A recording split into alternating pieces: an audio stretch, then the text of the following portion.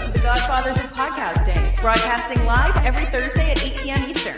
Now, in case y'all didn't know, they've been podcasting since before podcasting was even called podcasting.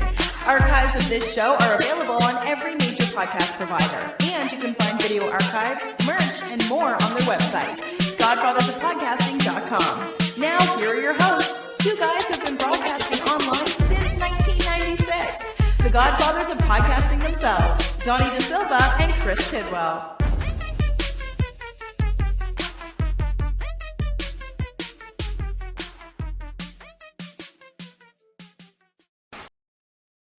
Hello, everyone. My name is Donnie, and that is Tid. Oh my god! And I'm doing this really? because it frustrates the hell out of him. You sound so damn ridiculous, so foolish, and I don't even think that you understand that. Like even the most simple of voice modulators, Yes, are going to help you at all, my friend. I know. That's okay. Okay.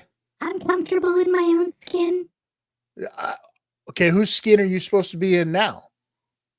Could you do like impressions with that thing? Could you try to do like Bobby's World? I could do Bobby's World without the modulator. Yeah, but imagine how it would sound with the modulator. But my name is Bobby. See? Yeah, it blows it out. It blows it out. It's too high. It's too much. I wonder if I could do it on the other. Like, I see trees of green, red roses too. It's absolutely ridiculous. Ridiculous. All right, I'm sorry. All right. Behave. Anyway. Hi, everyone. I'm Donnie. This is the 160th installment of this stupid show. And that man over there to the, what? On my left, you're right. That man is my longtime partner. We go together like fish and chips, like bread and butter, like cereal and milk. Although depending on the day, that milk might be old and curdled. Speaking of old and curdled, this is Chris Tidwell. What's your brand? What's your percentage of milk that you would use with your cereal, though?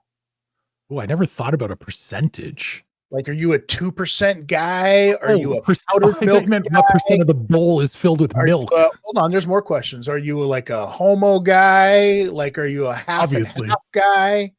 Like, what, you know what I mean? A full whipping cream? Like, what are you pouring on your milk? Who puts whipping cream in their milk? Is that a thing? Or in their cereals? I'm sure somebody does out there. But like, what was your go-to? What was your go-to growing up? 2%? You look like a 2% kind of guy. 2% was definitely my go-to growing up. And then in college, I tried homo, everyone. Everybody. And yeah. And then now I've settled on oat milk. What? I like oat milk. Why? I don't know. I like it. I like the taste. I like oat milk. Listen, I don't drink any. I was a 2% growing up as well, you know, and then got into skim for a while there, right? Which is just basically watered down milk. And even before that, as a little kid, it was powdered milk. Get that shit into you. Powdered milk is the abomination of everything that is possibly considered holy. I don't care what anybody says. It's the worst thing walking the face of the earth. But this oat milk stuff and almond milk stuff, I don't like almond milk. Listen, almond milk on cereal is bullshit. It's like pouring water on your cereal. What about for cooking? What about for cooking? I'm sure it's fine, but you know, like it's not my go-to. And if you want to throw a little almond milk in your coffee, have at it, Haas. Oat milk tastes to me the most like cow's milk, and I just like the fucking taste of it. I still get 2%. But if you're asking me, what do I throw on my fucking Cheerios? It's going to be some oat milk. I don't see the purpose of pressing all of those oats just for a little bit of juice. Seems silly. You got to milk them by the nipples. No, the oats don't have nipples. Come on now. That's sexist. Come on now. I don't want to hear that shit. Anyways. So listen, guys, we have all kinds of weird stories, news, all kinds of fun stuff that we want to talk about. But what we are going to do is do all that stuff with this week's guest. We are so happy. So, you know what, ladies and gentlemen, it is time right now for the big hello. And this week's guest, she has hung out with us on this show twice before, and we liked her so much we had to have her back again. She first gained fame as a model and on-air personality. Tid and I first discovered her way back in the day when she was a featured part of The Naked News. It may not have been the perfect job, but a plus. She never had to spend a second deciding what to wear to work. Since that time, she's established herself as a major cannabis advocate, and she's become a fucking powerful social media influencer with millions of followers. She uses that massive platform to talk about the benefits of cannabis as part of your lifestyle and mental health. She recently told her followers that she had shut down her OnlyFans account and was walking away from adult content in general. We wanted to talk about this new phase of life with her. So here she is, ladies and gentlemen. She keeps it classy and it's never tacky. She loves to laugh and get a little wacky. She loves to smoke that funky tobacco. She loves oysters and probably sushi maki. Now give it up to Miss Child's first name, Jacqui. Wow, that was my favorite intro. So good. Holy, that was a good one. Hi. It gets harder, right? The more times you're on, it gets harder to keep wowing you with intros. That was a good one. That was a really good one. Next time you come on, I'm just going to do this one again and hope you forget. Oh, okay.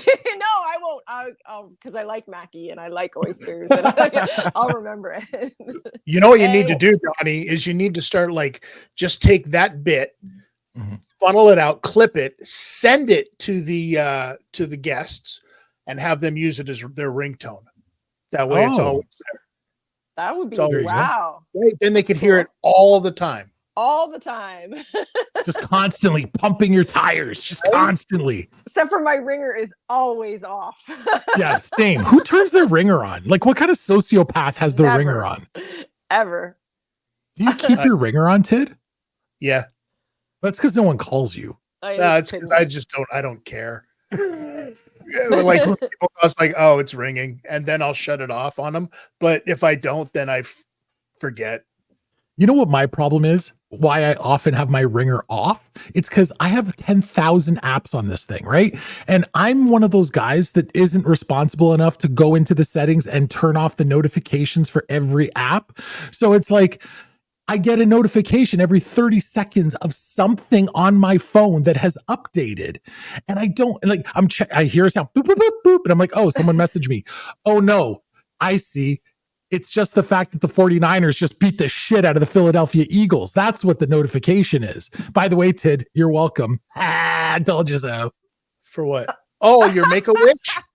For your Make-A-Wish? Well, we like to do the things like that. You know, it's the holidays. You told me last week on this show that we weren't going to beat y'all, and we beat y'all. I'm just saying. Okay. Sorry, Jacqui. We had to get a little dick measuring out of the way before we before we jumped in a little further with you.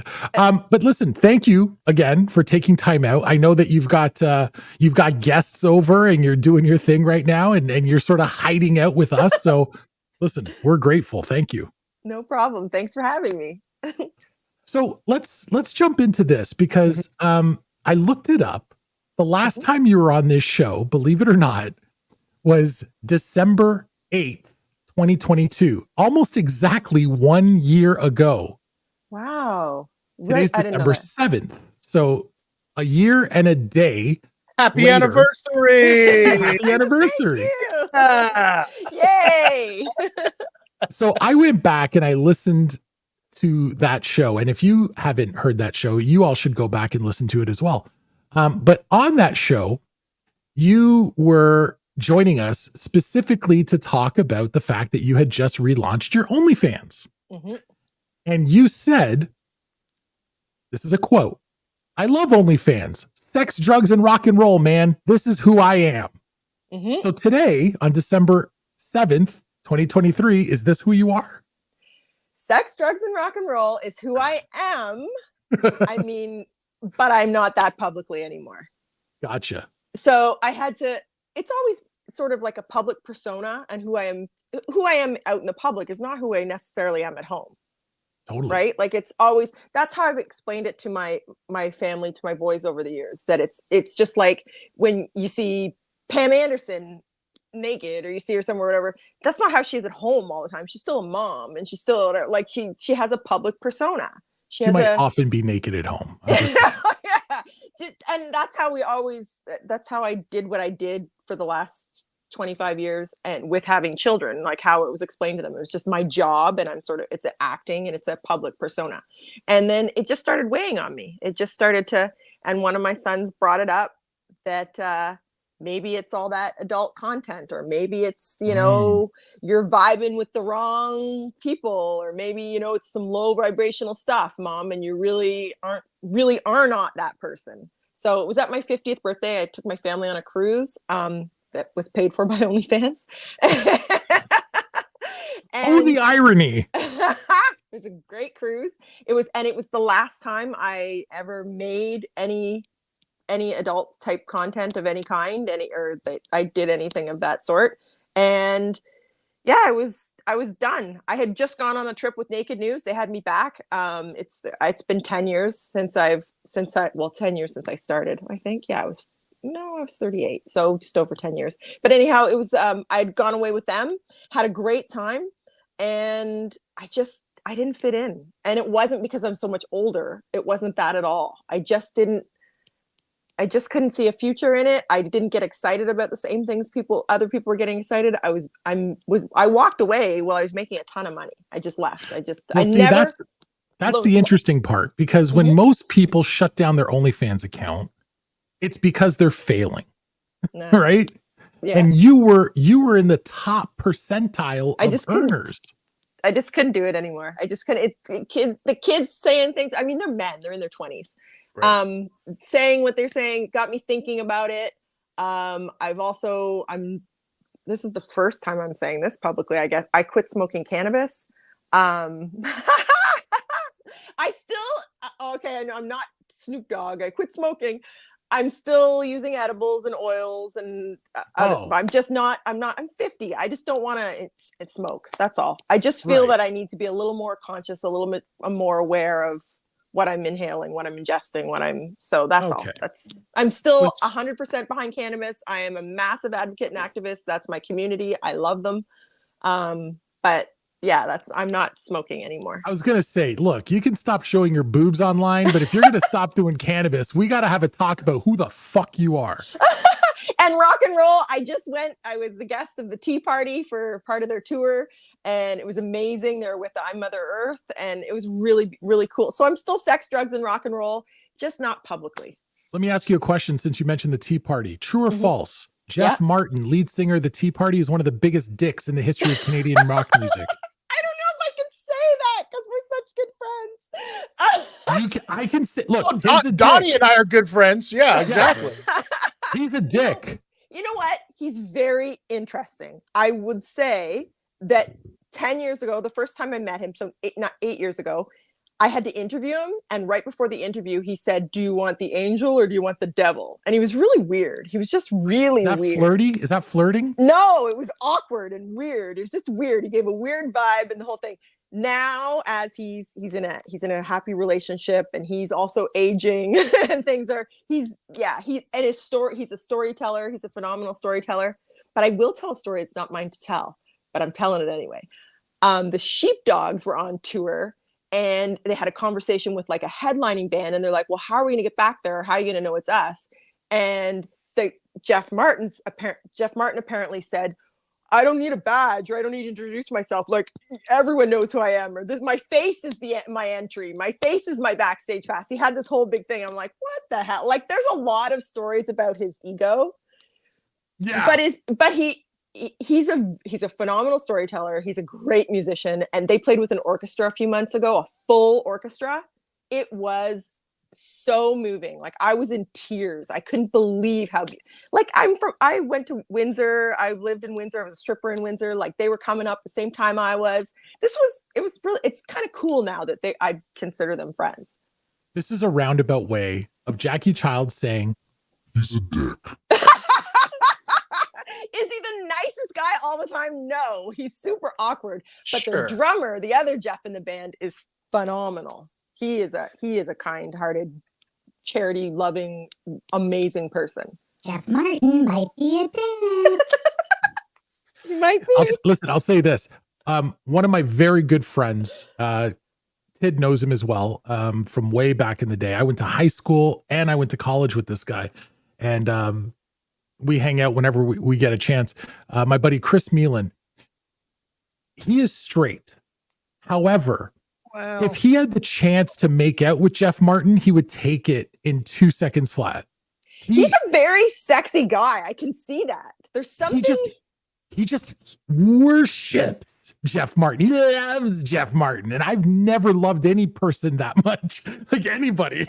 Like he's like a sexy pirate. He wears these puffy shirts and he's got these crazy rings everywhere and he's got a scarf and he's got funny little glasses like he thinks he's in Paris or something. Like I don't know. You know who wears puffy shirts? Who? Dick. I'm just saying. I'm just saying he wears a lot of puffy shirts. Yeah, well, two things. Puffy shirt and glasses indoors. You're probably a dick. Either that or a blind pirate. Yeah, it's like might be Pirates of the Caribbean. He might think that he's like Canada's, Johnny Depp or something, right? I get that vibe. So let's rewind for a second just to put a cap on this whole thing. Like walking away from a lucrative OnlyFans business, deciding that you're no longer going to do adult content. You're very open about mental health issues and your own mental health and struggles with and adjustments to different situations. Do you think that your mental health declined during the time you were putting so much energy into running an OnlyFans? It was a lot. It was a lot. It's hard to sort of handhold all these strangers perfect. Like you're naked. It's not their hands they want held. And just the amount of time and energy put into it, the conversations that are had, I wasn't feeling very sexy.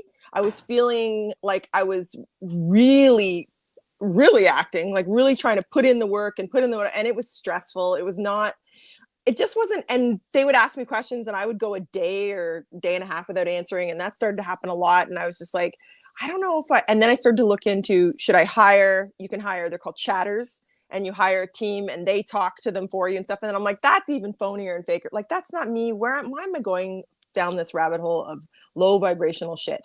And you know why? Because I was making a shit ton of money. But that's not what I was about anyway. Like, that's not like, that's why I walked away. That's why it was too much for me. It was weighing on my mental health. I wasn't feeling very sexy. My bank account was full, but my heart and mind was absolutely empty. It was just dull. I just felt like I was, and then I would see the other girls, no offense, my God, but I was just like, why is this is my crew now. These are my peeps. Like, these are my colleagues over here. And I freaking came too far to have some of these people be in expand on that. What do you mean by that? They're a hot fucking mess. They have nothing else to offer the world than twerk in there. Like, if one more freaking brain surgeon would come on and say, can you twerk for me? Can you do whatever? I'd be like, oh my God, like, what is going on here, buddy? Like, don't you want some intellectual conversation? Don't you want some, like, and they didn't know. And then I'm like, look where I am. And I'm trying to. Hold on. Do you understand how hard it is to jerk off to an intellectual conversation?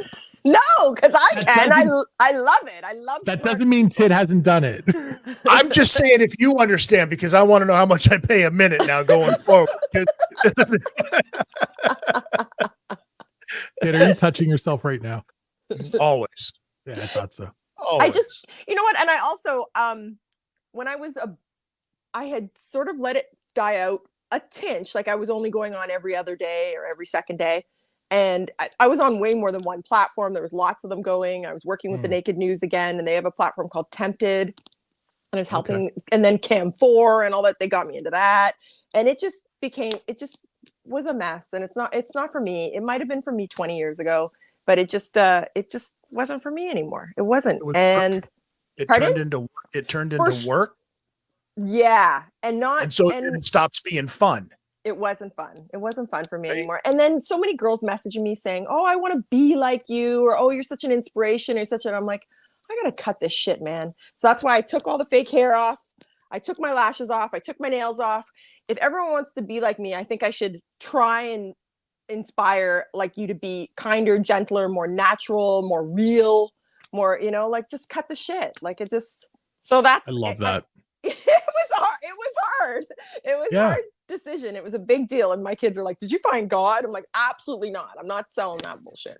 But And was it one of those like come to self, you went up to like a mud hut someplace up north and like had to sit and like, you know what I mean, really Had like a bunch of ayahuasca. because you're walking away from a very lucrative business, Mhm. right? At Mhm. some point when you were younger and you were doing this stuff, or when you first had your kid, who you say is like 20 now or whatever, 25, right? yeah. 25 at some point 20 years ago, at least, when he's 5 years old and you're sitting around and you're still, and you're doing what you're doing, you had to say to yourself, though, there's going to come a conversation where maybe not from him, because I'm going to raise him the right way and he's going to understand all of this, but one of his asshole friends is going to say something to him, right? You had to see the writing on the wall. Did you not? Like, Yep. did it take you by surprise when it actually did happen? Or were you like, haha, I fucking got this answer ready to go, right? Like, I was what prepared was for going it. on? Yeah. I was prepared, and it was difficult. It wasn't fun. It was, the conversations that we had were not easy, and there was a lot of, but you did this, and at this time you thought it was okay, and you said this, and how come it's okay for you? Like I would hear I have 2 boys in their 20s, certain conversation, I'd be like, whoa, what did you just say? And they're like, Mom, as if. Like there started to become, I'm like, wait, I can't be the head of this family here, and this is because if it's okay for me, it's okay for them, right? If I'm making it look fine, why isn't it okay for them to start to have these thoughts and conversations and things that they were talking about? I was like, this is not what I want. This isn't what I want. And it's not what they wanted either. I think they were testing me, but the conversations were hard. Of course, the conversations with my husband were like, he's like, so are you gonna get a job, or are you what are you gonna do now? Because he's like, this is like, there's a lot going on here. We're building a house in Jamaica. I think I said that on the show last time. There's a lot of stuff going on that was relying on that income. And I mean, Walmart's always hiring. I'm not a people person. I could never work at Walmart. I'm not good like that. I can tell you though, on a somewhat parallel level, but not the same, obviously, I can relate in this way. I recently had a situation, this is a week or 2 ago.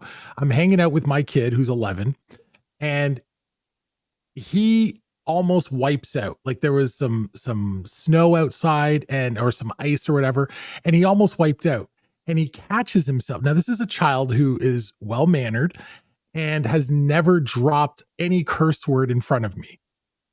He hears them in movies and TV shows, and I'm sure he's dropped a few at school with his buddies out on the playground, but he's never said anything like that in front of me. He almost wipes out and he goes, oh shit, and he stops himself. And I look at him laughing like, what were you about to say? And he goes, shoot, I meant shoot. And it's like he's stopping himself. And I said, that's what I thought you were going to say, because obviously you're not going to start cursing in front of me. And he takes a breath and goes, you swear more than anybody on your podcast. And I'm like, whoa, you just turned that shit around on me, didn't you? And I said, how do you know? My podcast is not for kids. He's like, I watch it. Like, see, like they're watching, they're learning, they pick it up. I want my kids to be the very best version of themselves. And I think at 50 years old, it's time for me to shit or get off the pot. Stop doing cheap and easy shit. Use your fucking brain. Be a better person. Stop with the low vibe crap. I don't need to be a gangster. I don't need to sell drugs. I don't need to sell sex. I don't need to whatever. Like that's like my whole life. And I've loved it. I don't want to do it anymore. I'm not doing it anymore. People change, and I'm in Mexico, like I said, on the cruise. And I was like, I'm not, by the way, guys, I'm quitting this, I'm quitting that, I'm doing this, I'm doing that. And that's it.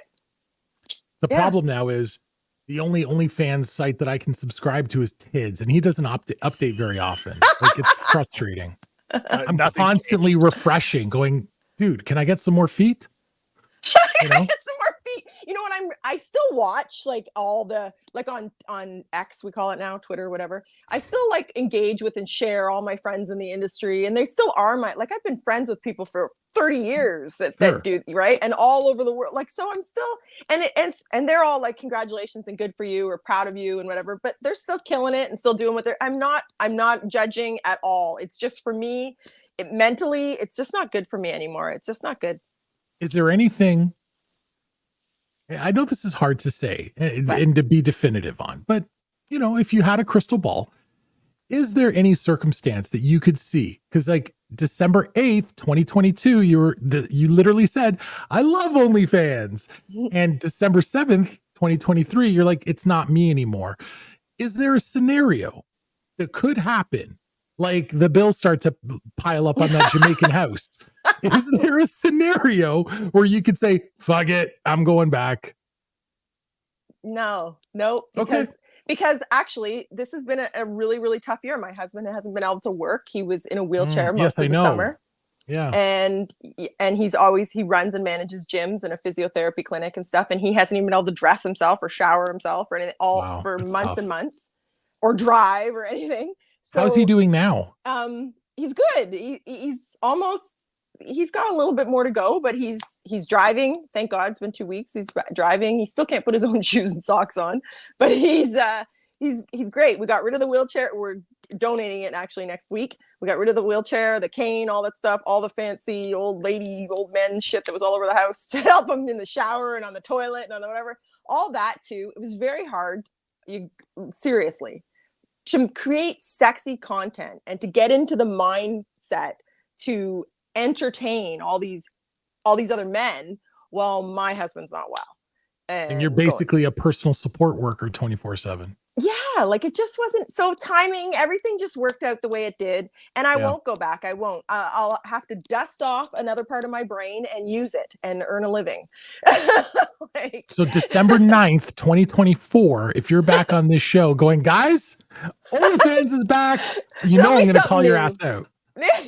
Serious. I can't see it. I don't know. I'd sell mushrooms before I'd sell sex again. I don't know. Something. I'll do something. I'll figure it out. You know what? The cannabis industry, I've had such a love-hate. They freaking love me. And there's been, the last couple of weeks, there has been job offers and opportunities coming in from all over. So I'm not going to go back to that.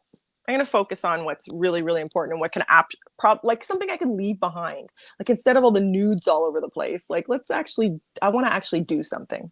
It's a nice opportunity for you to have this chrysalis, this metamorphosis in your life, right? It's the natural evolution. And it's nice. On one hand, though, it is a little sad because when I went back and listened to last year's interview, Tid had maybe my favorite line of the year when he said, Jacqui, we've grown up on your tits. And maybe his best line of the year. And now we're just going to have to learn to do without them. You can just go back and look at them again. So they're still there. It's still all over. Watch this, guys. Yep, there they are. You're something else. It's just that easy for me. It's just that's how impressionable. But that's how impressionable you've been, Jacqui, on so many lives. That's funny.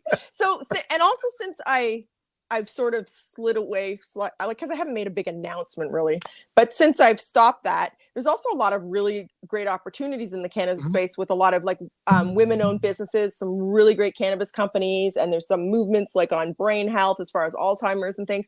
And those conferences and those speaking opportunities, whatever, are all reaching out to me now.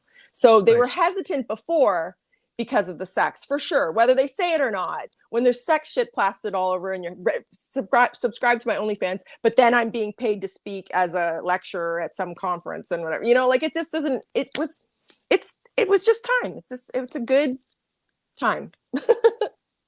It does tend to, I mean, for lack of a better term, it sullies the image, right? Sure. Like, because the cannabis industry has fought for so long, so hard to try to maintain an image that is acceptable out in public. For the longest time, it's always been like dark, seedy corners. You got to park around the corner and go up a fire escape to get a bag for the week. You know what I mean? It was always like this thing, but as we learn more and more about it, it's becoming more socially acceptable, the cannabis part. But as long as you attach that trailer to it, that trailer being sex or hard drugs or some kind of,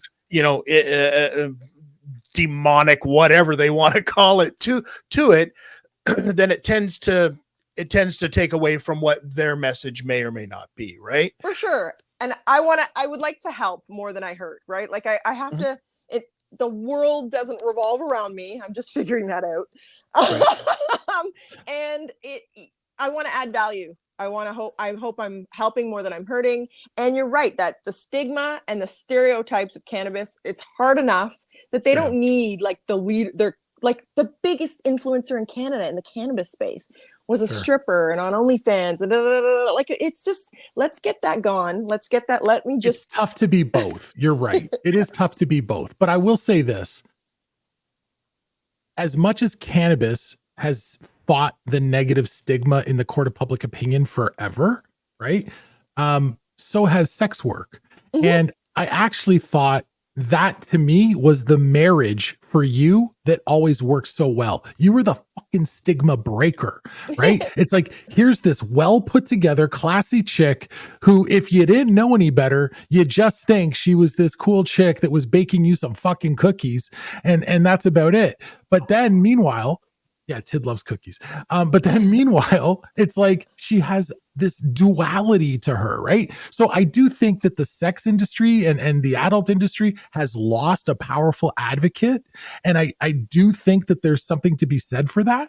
And I don't want to sound like, oh, it's good that you're getting out, blah, blah, blah, blah, blah. But I do think that you are a powerful advocate for that world, right? And for legitimizing that world. I do understand though the weird spot it puts you in when you're also trying to legitimize a whole other world and have that conservative mindset of weed being business and not just for fucking burnouts. Right. Exactly. So I get it, but at the same time, I think that there are people within your former industry that would go, fuck, we lost a good one. We lost someone that's not just TNA, but she had a brain and she could speak eloquently about our world.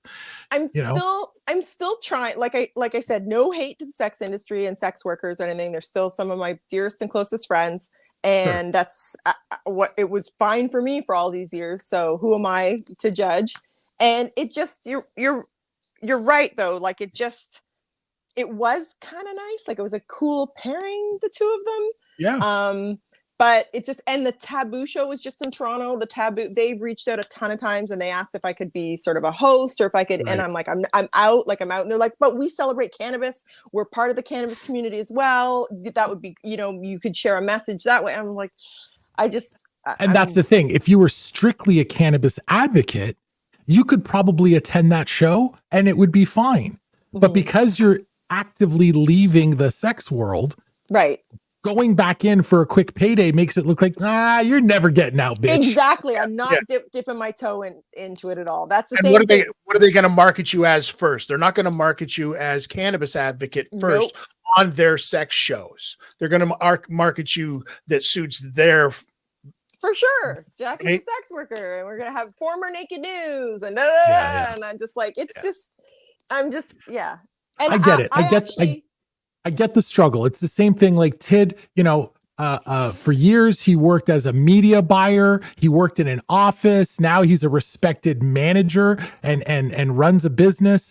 And people might look at him and go, he's just a dumb pro wrestler that's been dropped on his head a bunch of times. Here I am trying to be taken seriously as a radio personality. And really, people just want to keep putting me in Hollywood movies and porn because of this gorgeous face. And it's like, fuck, guys, respect me for my audio talent. It's true. It's always the same role. He's the before. So funny.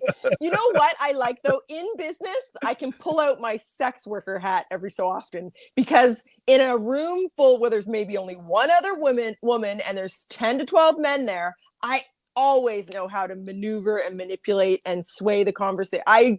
I've learned a lot over the years. What does that look like? What does that look like? Explain to me.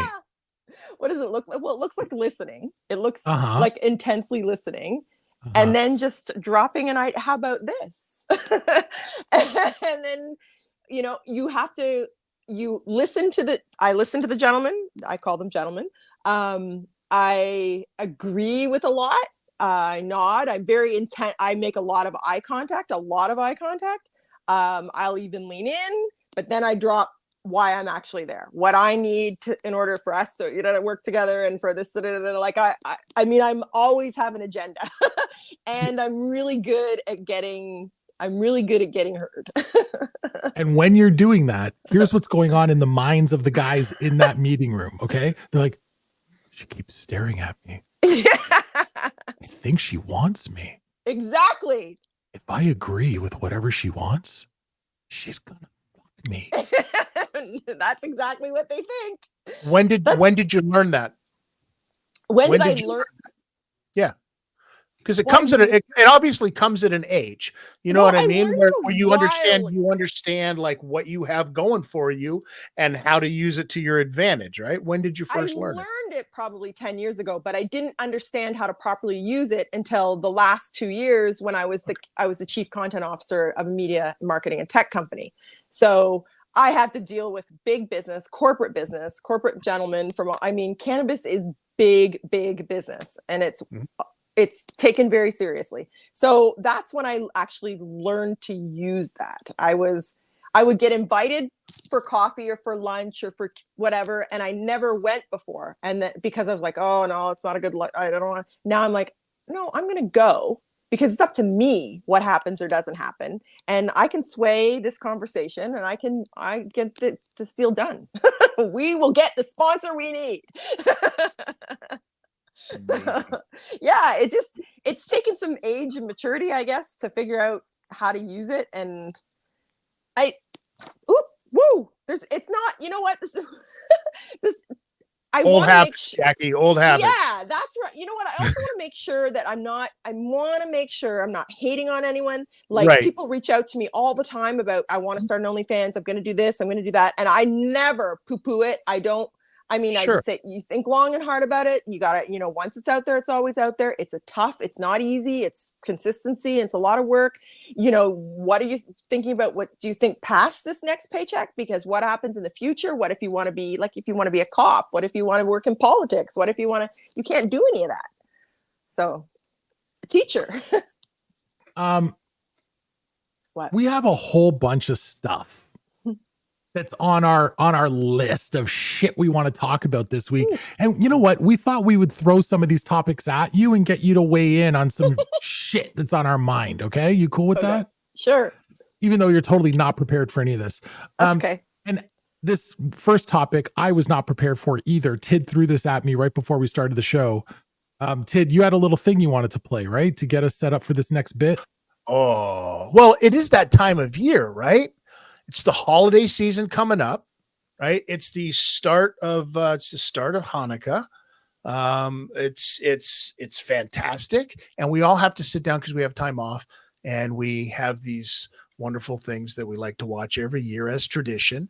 And so let's find out.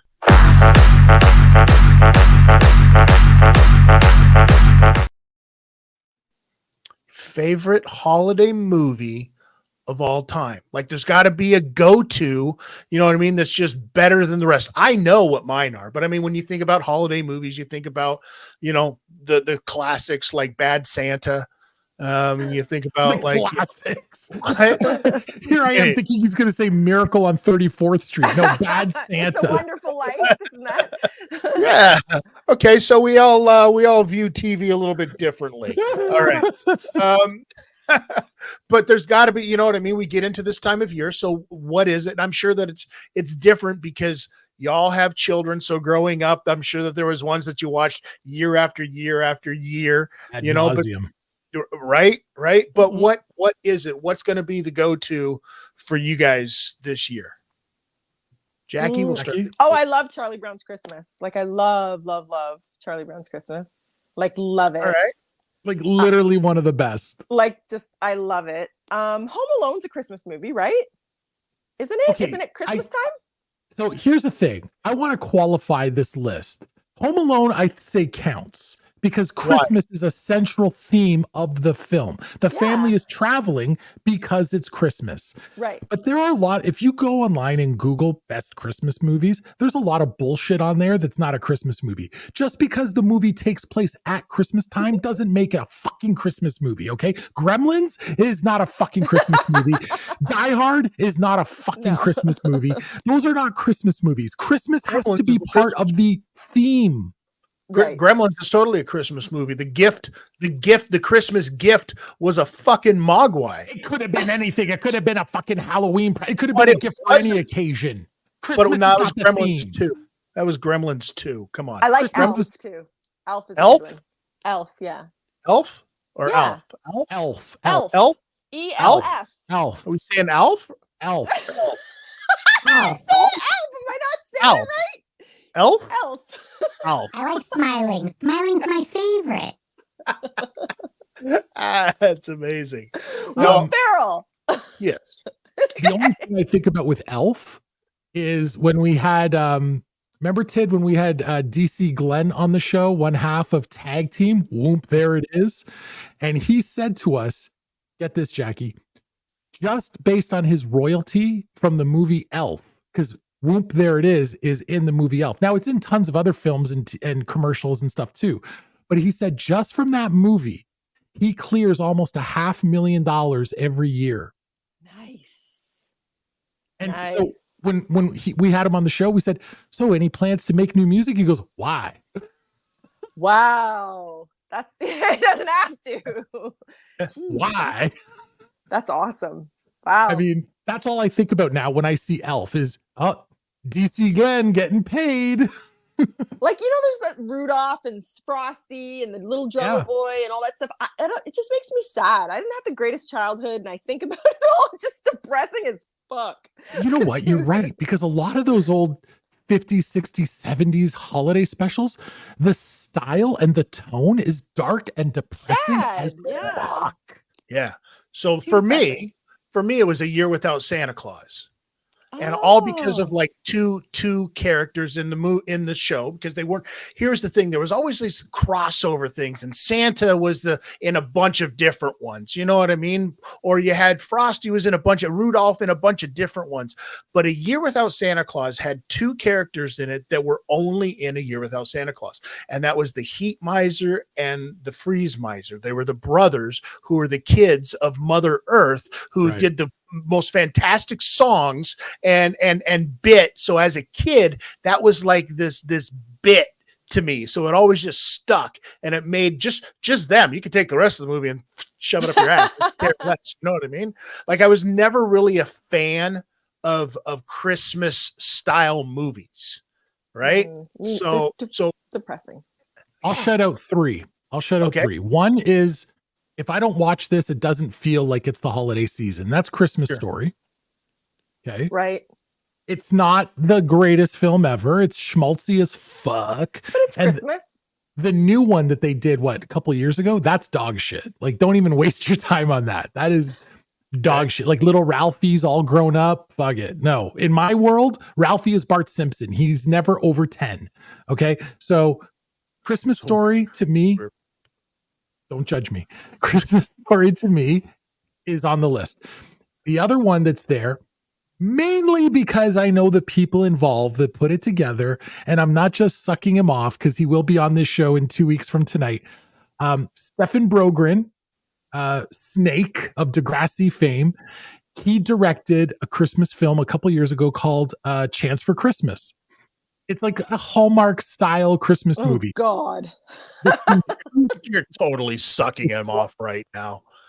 The conceit of this film is there's a woman in the show who's like putting together a bunch of she's a YouTube influencer, and she's working with this company to promote their products and all this shit, but she can't figure out what she's doing wrong. Something is wrong, her lack of Christmas spirit or something, and she keeps reliving Christmas Eve over and it's like Groundhog Day. She goes to Oh. bed, it's still Christmas Eve. Goes to bed, wakes up, it's still Christmas Eve. She doesn't know what the fuck is going on. She remembers, no one else does. So that I kind of dug because it was a different twist on a Christmas movie. Okay. One came out last year, and this will be on nobody's list, but it's now part of my go-to. Every Christmas I'm going to watch it. Violent Night. Okay. Is it scary? Oh, with the dude from Stranger Things. With the dude from As- Stranger as- Things. What's his name? The cop. Hopper. Yeah, Hopper. Yeah. Whatever I his watched real it. name is. He's I watched Hopper. Was it good? Violent Night, Jacqui, is they Pretty much basically the show Hopper is supposed to be Santa, but he doesn't want to be Santa anymore. He's like, fuck Christmas. Nobody Like me. believes. Fuck OnlyFans. Yeah, exactly. He quit his OnlyFans. So he gives up, and he's basically drinking himself into oblivion. And then while this is going on, John Leguizamo, who I love, and a bunch of other dickheads are trying to pull off a massive heist of this rich old bitch in her giant mansion. She's got tens of millions of dollars in her house, and they're trying to rob her. Santa sees what's going on. A little kid that's in the house is like, Santa, help us. And he's like, fuck yeah. And Santa goes in with like weapons and he just starts fucking going Saw on everybody. He just Oh, destroys God. everybody What a in the Christmas most movie. violent ways. It is It's a so Hallmark. stupid. It's a Hallmark movie. I'll Yeah, look yeah, for it on It's a Hallmark. love story. Yeah. It's a love It's story. a rom-com. It's a You know what we didn't rom-com. mention? National Lampoon's Christmas Vacation. Like Oh, National classic. Lampoon's when they put, is it Christmas Vacation or Christmas Yeah. when they play like, oh my God, Chevy Chase movies. The That I love. Griswolds. The Griswolds. Yeah. I love Yeah. it. I love it. Classic. That's what I was thinking. My trip to Mexico was going to be like the Griswolds. We're going on family vacation. It was going to be all, instead it was come to Jesus. In Mexico. In Mexico, Of all places. Right? Of all We- places. That's Tid's Wow. Shangri-La's, Mexico. Yeah, that's my go-to. Sometimes, Jacqui, sometimes you just have to make a phone call that says, listen, I'm sitting on the bench at the airport waiting for the flight to leave first thing in the morning, because sometimes you just got to leave. Sometimes you just got to get away immediately. And where do you go? You go to Mexico. Well, Mexico. that's where I go. Yeah, You go to Mexico for a few. I love it. And that's, yeah, it was a great place to think. Do you have a I'm trying to go-to? A go-to place? Yeah. Jamaica. I always go to Jamaica. No, in Mexico. In Mexico.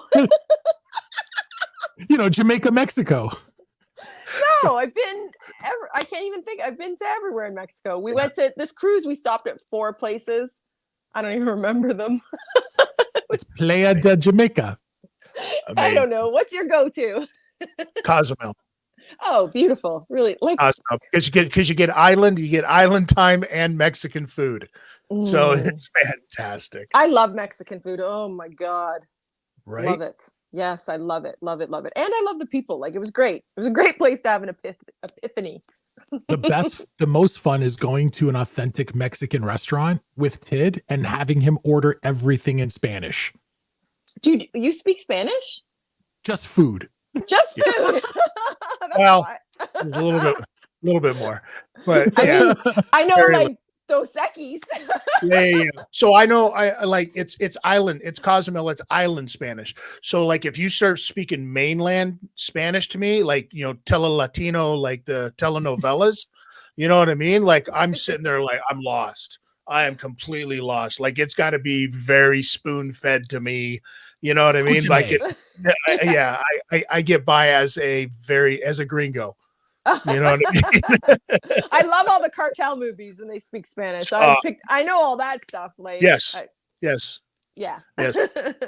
Okay, I wanted to throw this one at you. Pendejo. Pendejo. Very good. Pendejo. Yeah. I learned that from Cheech and Chong. Queen of the South. If you watch that, Queen of the South, but like the Not biggest sad. drug lord. Who's in that? She's a female drug lord in Mexico. She's the biggest. It's based on a true story. It's phenomenal. It's nobody's like there's no real famous people. They're all character actors. It's really good though. I love it. When are they going to do your story on film?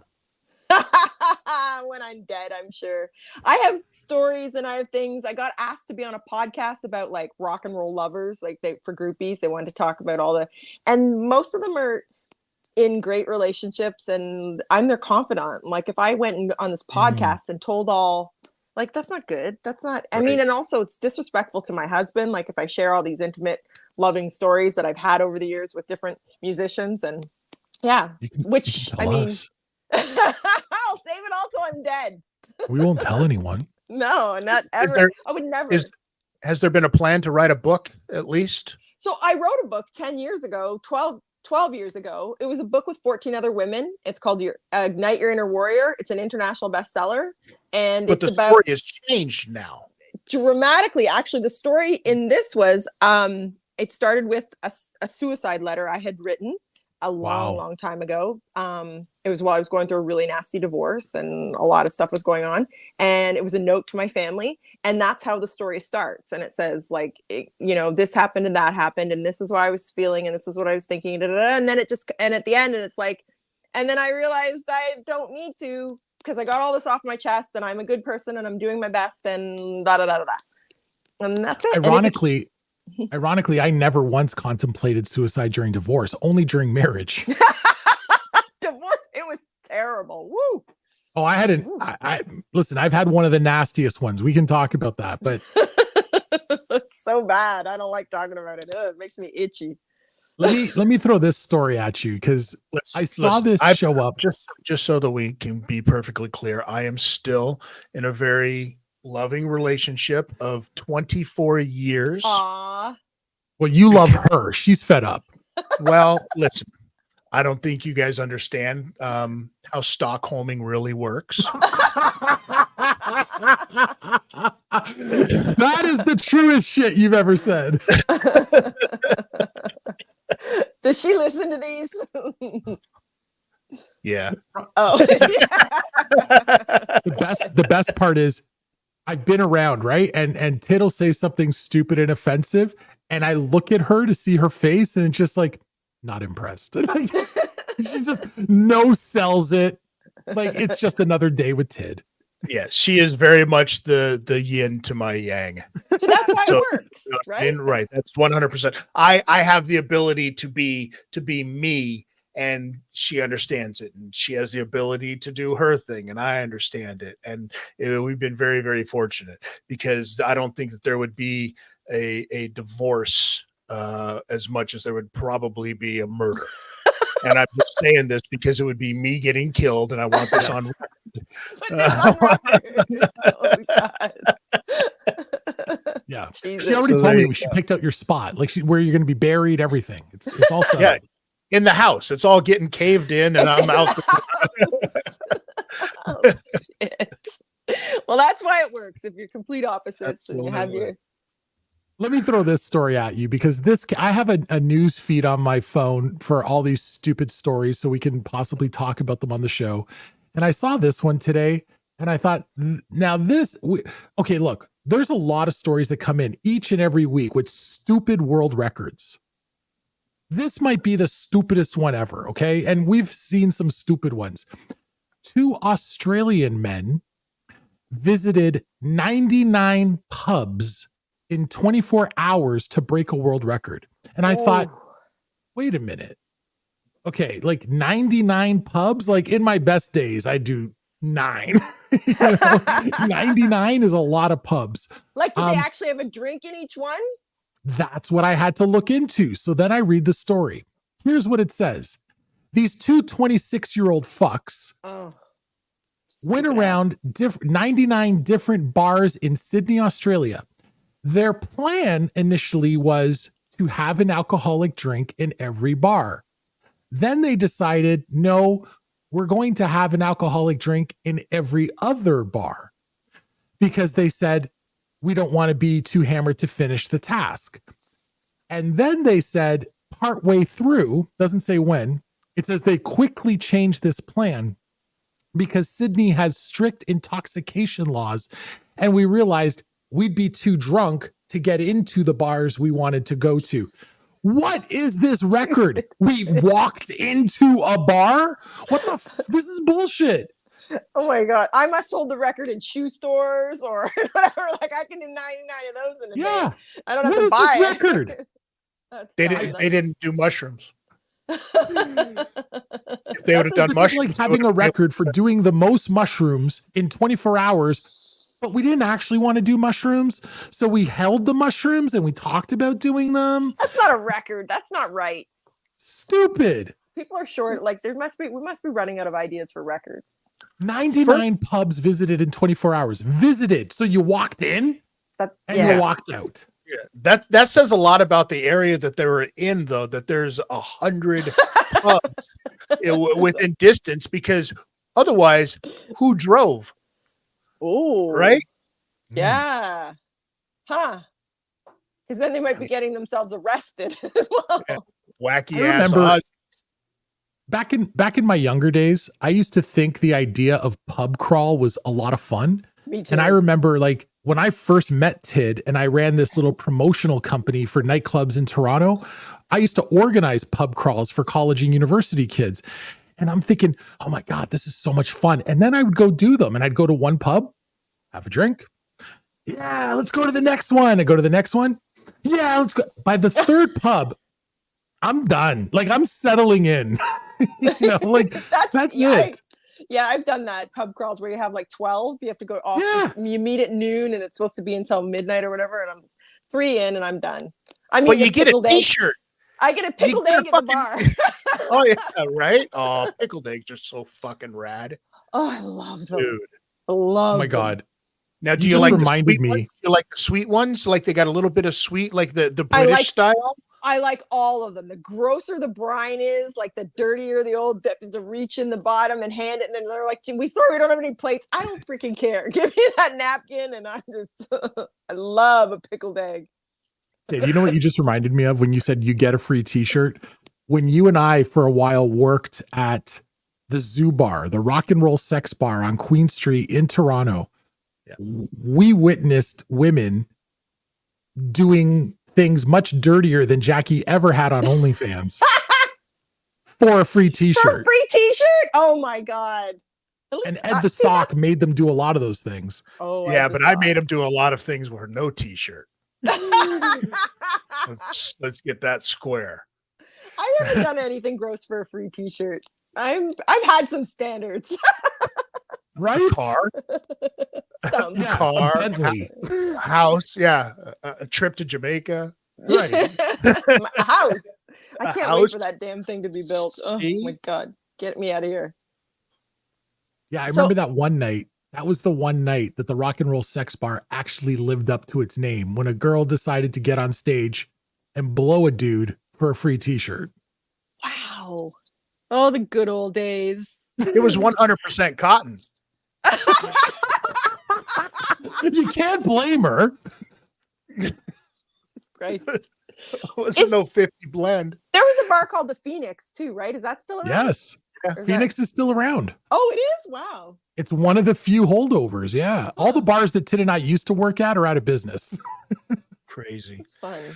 Jacqui, I want to ask you this story. This was one that Donnie had sent, and maybe you still have it there, Donnie. I'm just kind of going off of. Yeah, I'll pull it up. I'm just going off of the remembrance of it, but it looks like there's going to be some testing being Yeah. done inside of the cannabis world. Oh, the OCS. Yeah. Yes. Can you explain this Here's- in layman's terms for the people out there that don't know this story and explain why it's so fucked up and what's happening? Well, why don't you read Yeah, the yeah, story? yeah. Like, tell a little Okay. blurb and then I'll explain it to you. Sure. So the headline here says Canadian province, which is Ontario, where we are, plans cannabis testing program to tackle THC inflation. And essentially what they're saying is the practice of labeling cannabis products with exaggerated THC levels is becoming widespread and common. Right. It goes on to talk about how the labeled THC amount could be set at plus or minus 15% Jesus. of whatever the claim is on the label. When you're Right. buying a 5 milligram fucking gummy and it's plus or minus 15%, what are you buying? It's a mess. Okay, they did a study. There was data showed that most people walk into a cannabis store and say, give me your highest THC. I want to buy your highest percentage of THC. Right. So all the brands got wind of that, or gone on to that, got smart to that. And if their joint was only, their one pre-roll was 20%, they're labeling it as 38%. They're labeling it as 40%. They're labeling, and it just, now it's astronomical. Like, my kid would come home and go, Mom, this is 48%. I'm like, please. Like, Right. it was ridiculous, but it was a sales tactic, because that's the layman, like the regular person would walk in and say, they didn't know exact, like, strains or terpenes and all these different things. They would say, what's your highest THC? So then the cannabis industry started fake labels. So now the OCS, the governing body for Ontario anyway, who is, I also feel bad talking shit about them. I have so many friends that work there, but my God, what a bunch of monkeys. But your friends working in a place don't dictate the policies of the place that they're working. Well, right. So it's okay to shit on management. It's okay to shit on the corporation and the deeds that the whole corporation is doing, because we all understand that everybody needs to have a job. Right. So you're not shitting on your friends, unless your friends are the ones making policy. So, well, the president, David Lobo, I forgot, he's not a weed smoker. Like, as much as he says he is, and he knows what he's doing, you can just tell by the policies and the way things are being done the last several months, these people have no real relationship with cannabis. Like, it just pays their bills. Shit, I keep doing that. Anyhow, they're blowing up the THC numbers. So now the OCS is going to take it all, and before things go out, they're going to grade everything. They're going to review it. They're going to run it through their processing, and they're going to put like another stamp, like they have their tax stamp, and they have their don't do this, and this causes harm. This is not for children. Like, their things are going to be covered in labels, and they're going to say what they say the percentage. But like you said, it's going to be 15% either or. So it's just another, and also they are adding more money to the taxes and the fees that all the different brands have to pay in order to perform this service they're doing for the community now. They're doing it all under the guise of safety and transparency, and it's a mess. Because, like, on the other end, like you said, say you buy something that you're expecting to be 5 milligrams, but it's really 20 milligrams, and that's safe. That's within the whatever. That could knock somebody on their ass seriously. Like, they're not really doing, this is just another government bullshit. This is just something that's going to cost all the people, everybody paying taxes and whatever in the industry. When you buy whatever, it's just going to cost more. It's costing the brands more, and it's all in another safety thing. And it's absolutely not a good thing. It's not great. What scares me, it's absolutely a cash grab, for lack of a better term. Do you think that the cannabis industry, and I'm just throwing this out there, maybe wacky, I don't know, do you think the cannabis industry is being forced to pay for all of the government money that was given away for the last couple of years because of COVID grants and overspending? And they see this cash cow. They see this cash cow that is still, pardon the pun, green to the overall process of the kind of money that the government could be bringing in. Are they milking this too fast? Is it going to force people to go back to black market stuff? I hope so. I think it's an absolute mess. I think legalization is an absolute mess, and the whole thing is a cash grab. And the dispensaries, like the mom and pop dispensaries, you have to be in the industry 4 years before you make any money. The taxes on the products are insane. Once a year, when the stamps, when you get these like tax things that you have to put on all the products, the government like the little ticket, the little stamp that says THC Canada, blah blah blah. Those are really, really, really expensive. And often brands, and it's happening almost daily, they pay that and then they go bankrupt. They pay what or they can't pay it and they go bankrupt. But it's all to do with this, like, the OCS. It's all to do with government regulations, and they're just nonsense. And then they put all these marketing campaigns on TV and at the movie theater, and they're the biggest drug dealers of all. And no one else can advertise. No one else can be here, there, and anywhere. I mean, you can advertise in strip clubs because that's an age-gated place. So that's why that's fair. Because I was like, wait a second, people are advertising strip clubs, and I did some research, and you're allowed because it's an age-gated. There's no chance of a child being in there, no one underage. But the movie theaters, malls, buses, the OCS advertises everywhere, and they're the only players in the game that can. The OCS is also OCS.com, where you can buy weed, like directly from them. But other like Tweed and Canopy and all of these other companies aren't allowed to advertise. Nope. Anywhere. No. Not even on this show. they're not really allowed. Okay. There's ways around everything in the cannabis industry, and there always has to be a first player. Like there's got to be someone to push the boundaries and break the rules. I mean, my social media, basically, people say I'm selling drugs and I'm pushing drugs and I skirt around a lot of different compliance things, but somebody has to, because it's just nonsense. It's absolutely nonsense. And the bud tenders and I say kids, I mean, they're in their 20s. They're not allowed to talk to you about what, if this is for pain or if this is for sleep or if this is just the regulations and the rules are ridiculous. But the OCS can make pamphlets, commercials talking about sleep, pain, your grandma's arthritis, your whatever, but nobody else can. Listen, I'm a lot more likely to trust somebody who actually uses the product and understands the feelings that you get from the product and the good stuff you get from the product before somebody who just wants to, make sure that there's 8% on this and 12% on that and an extra 35 on this, for something they had nothing to do with in the first place. So and there was talk about taxing a higher tax margin, higher tax bracket for the companies that make the real high THC or that pushing the real THC. So because they're the ones that everybody wants, when you go into a store, you ask for highest THC. Now the government's like, oh, they're the ones with the extra money. So let's tax them even more. Do we pay higher taxes for bottles of alcohol that are higher alcohol content? No, we don't.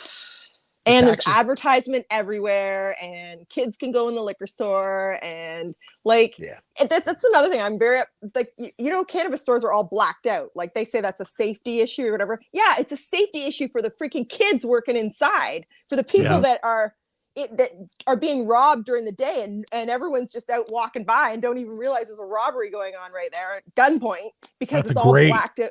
It's really. It really, really bad. In Alberta, it's a mess. It's like the Wild West. You could say that about any number of issues in Alberta. I love Alberta. I do. My biggest concern about this whole story about the THC levels plus minus 15%.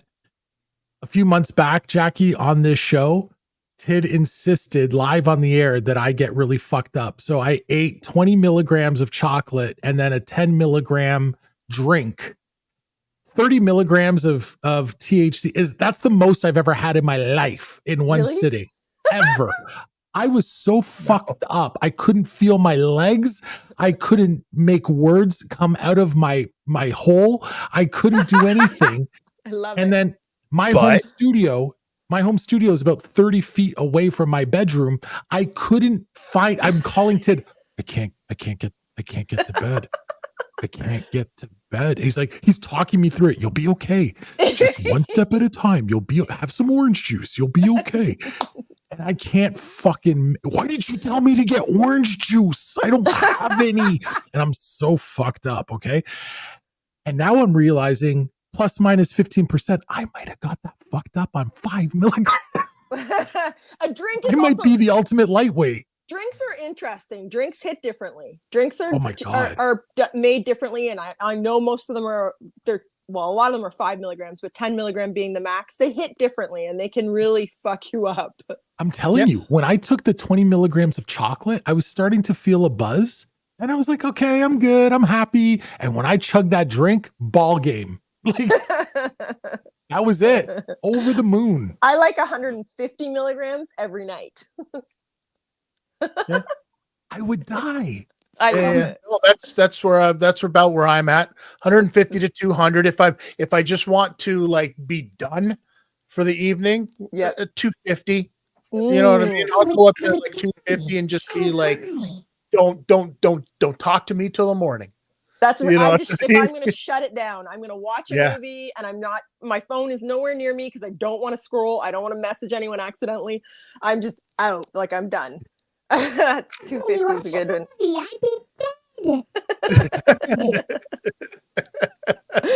Okay, last story before we let you go. I want to throw this one at you. This one is another. We see stories like this every now and then. This one is the extreme of the extreme of the extreme. In Pennsylvania, some fucking guy walked into a library and returned an overdue book. How overdue was it? 120 years. This library book still had the little stamp in the pocket inside that said it was checked out in 1904 to a guy named Horace. There's nobody named Horace walking around today. But in 1904, Horace checked out this book. My first thought was, what's the overdue charge on a book that's 100? So they said based on the 1904 fees of 2 cents a day, the penalty would be $872.82.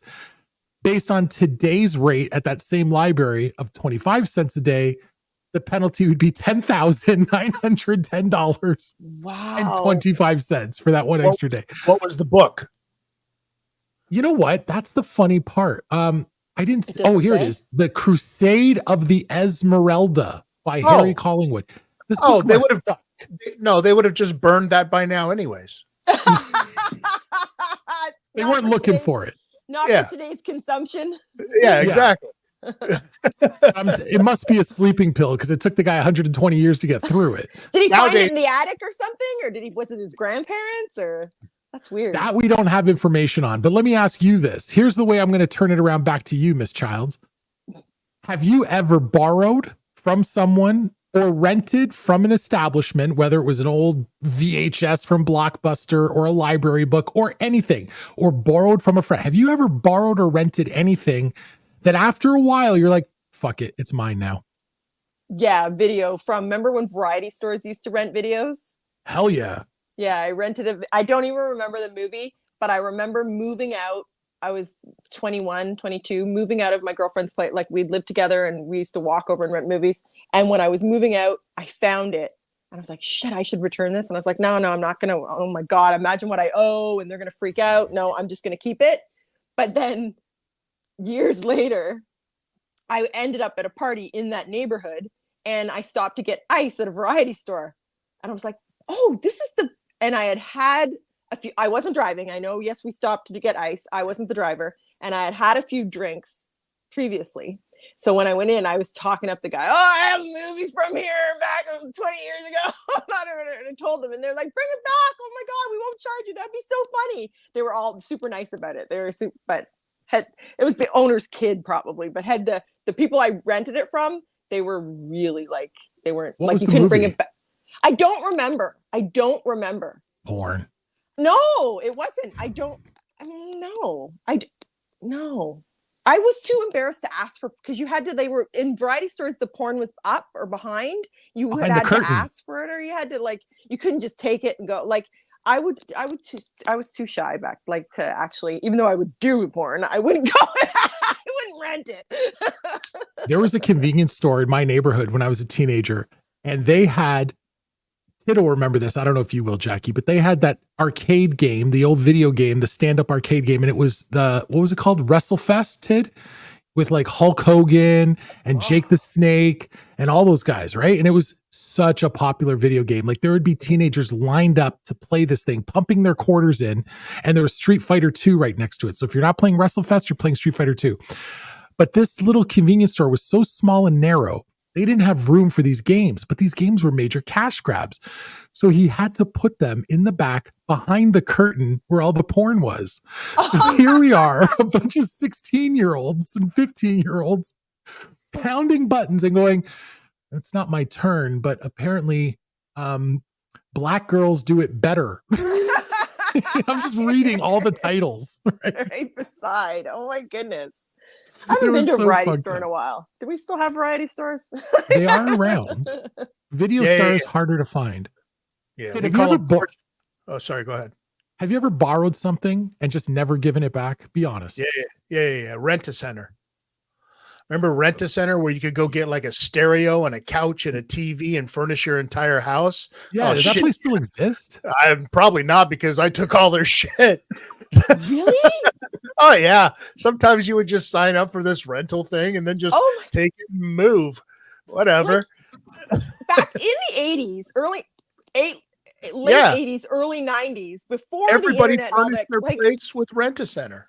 Oh my I God. wish I was smarter back then. Like, think of the crimes I could have committed. That, like, no, now there's a camera everywhere, and there's there's your phone traces your every freaking heartbeat.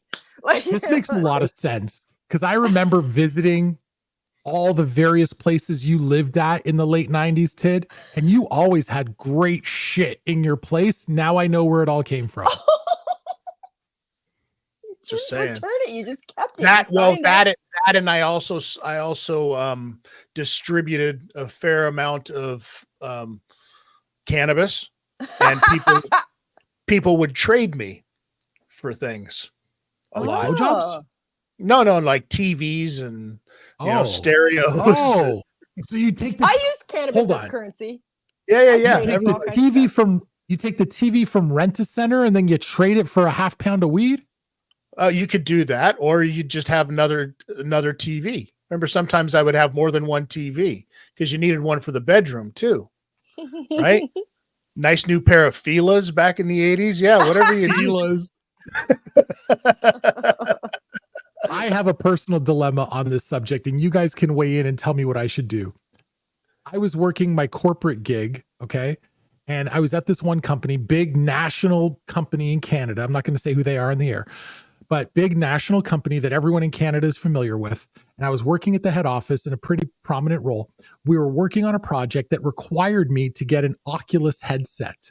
So the company purchased an Oculus headset for me, virtual reality headset, take it home, use it, blah, blah, blah, blah, blah. So I did. The project we were using the Oculus for ended. They never asked for it back. I had it at my home for a whole nother year. Nobody ever mentioned the Oculus. I left the company.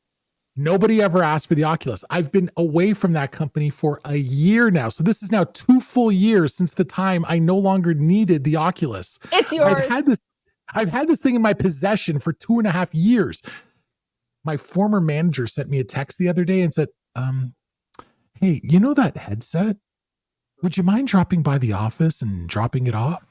So I'm like, oh, I totally forgot that I have that. And I'm wondering, like, do I just pretend like keep ducking it, or am I required to give it back now? I don't know. I think it's yours. Yeah. You don't work there anymore. Theft under 1,000 if I don't. Is it though? No. They're not even gonna. People don't have the time for that.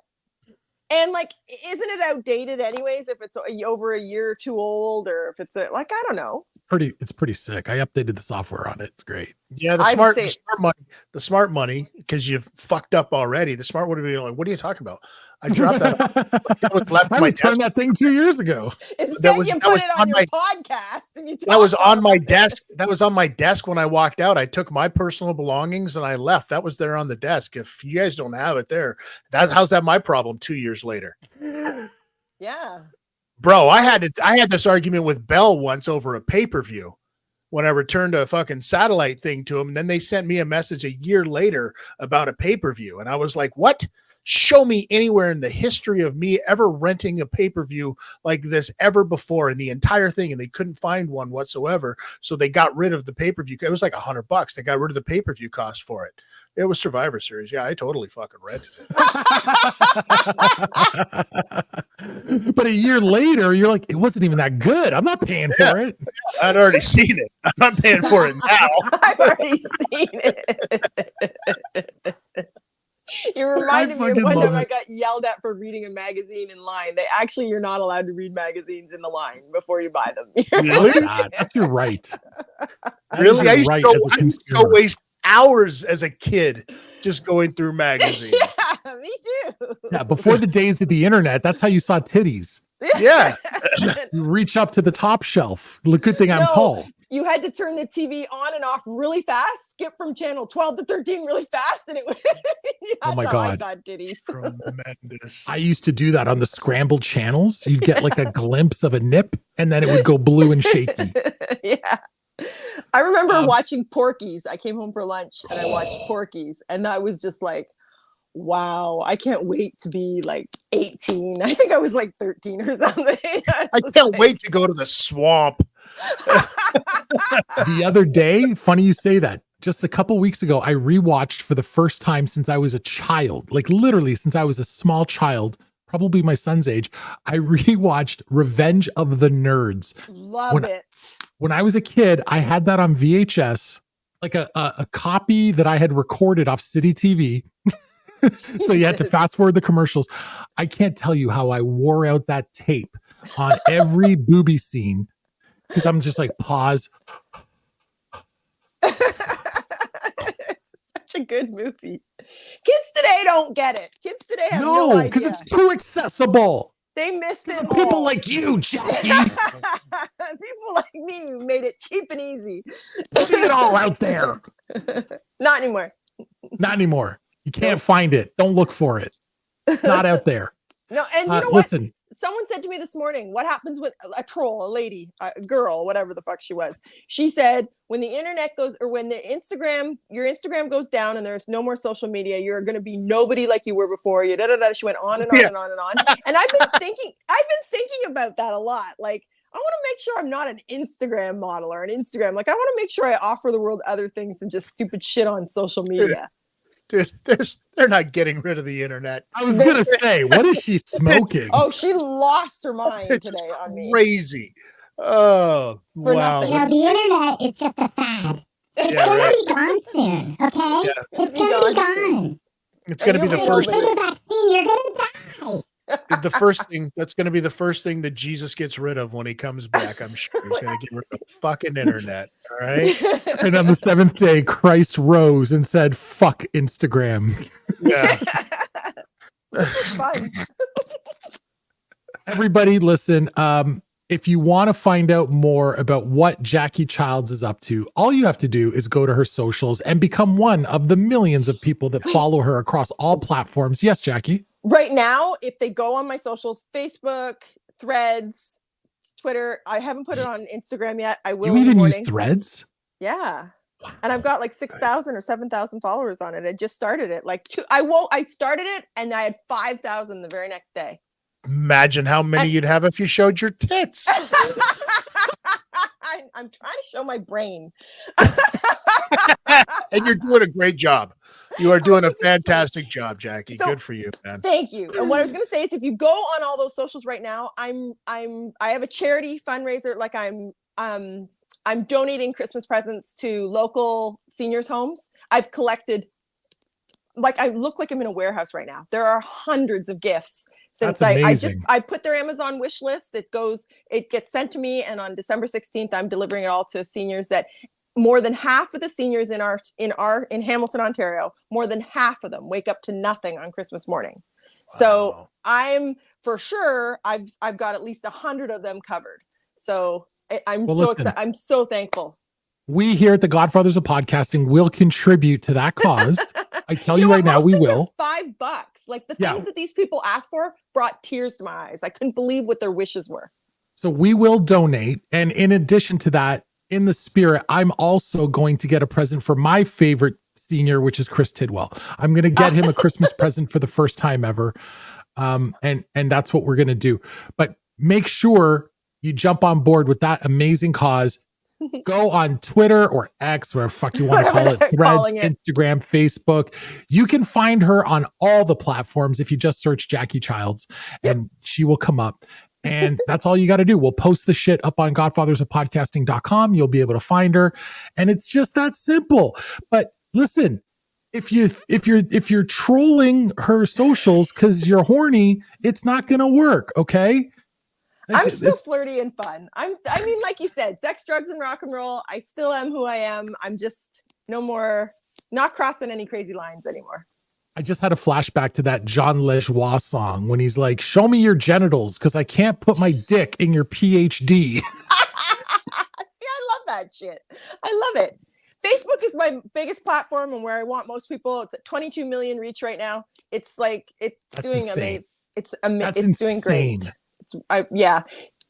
Getting to the first million was a freaking nightmare and really hard. After that, it's been crazy.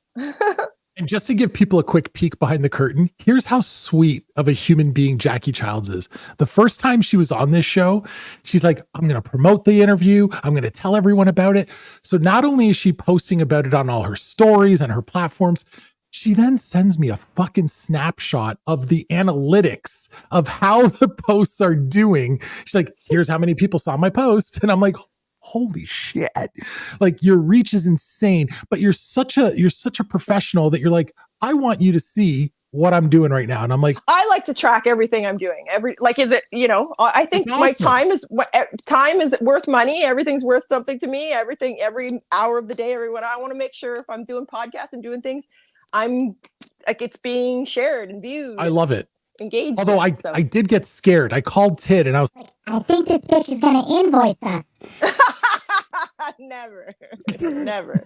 Thank you. I love this. You know what? I had like my mind has been in a weird space right now. So this was great. We love you, Jacqui. You're the best. You're a friend of the show. You're a friend of ours. We're all going to go out and do fucking oysters. Okay. Okay. For sure. We're going to crush some fucking dirty oysters and we're just going to go to town. I could win an oyster eating contest. Nope. Totally. Not with these two hosses. Are you crazy? Oh my goodness. I could actually hear my husband yelling. She could. Seriously. Wow. Because I'm going to show up. I'm going to show up on the downside of 250 milligrams and not eating anything all day long. Right. And oh yeah. Sweetie, we are going to throw the fuck down. I thought you were going to say, I'm going to do the same thing. So, all right, you were showing up on the downside of 250 pounds. And I was like, whoa, he's going to starve himself and then go have oysters. Yeah, that makes no sense. I'm going to balloon. I'm going to show up with a figure out with a bag underneath my sweatshirt. We will figure out off air what this oyster eating wager looks like, because this is going to be filmed. This is going to be content. Yeah. Everything's content. And you're fucking going down, child. No way. But not like a year ago. Oh! That's a good one. You're funny, Chris. And on that note, thank you so much. We've gone overtime, but you've been amazing. Go enjoy your family festivities and everything else. I keep seeing people whiz by. So, all right. We're just going to get out of here at the same time, I think, tonight. You know what I mean? Let's wrap it up then. You know what I'm saying? Right? All of my stuff. Let's do the sign off right now. That's Jacqui. He's Tid. I'm Donnie. This is episode 160 extended time. Thank you so much for joining us. I don't know who's coming on next week. The week after, we got Stefan Brogren of Degrassi fame. Make sure you come tune us in. Go to Godfathers of Podcasting or anywhere you get podcasts to check out all of our archives, because we have amazing interviews with all kinds of amazing people, including 2 previous interviews with this great woman, Jacqui Childs. Go check them all out. Tell your friends, tell your enemies, tell everybody, spread the word. We'll see you next time. Fuck this shit, I'm out. Fuck this shit, I'm out. No thanks. Don't mind me. I'ma just grab my stuff and leave. Excuse me, please. Fuck this shit, I'm out. Nope. Fuck this shit, I'm out. Alright then. I don't know what the fuck just happened, but I don't really care. I'ma get the fuck up out of here. Fuck this shit, I'm out.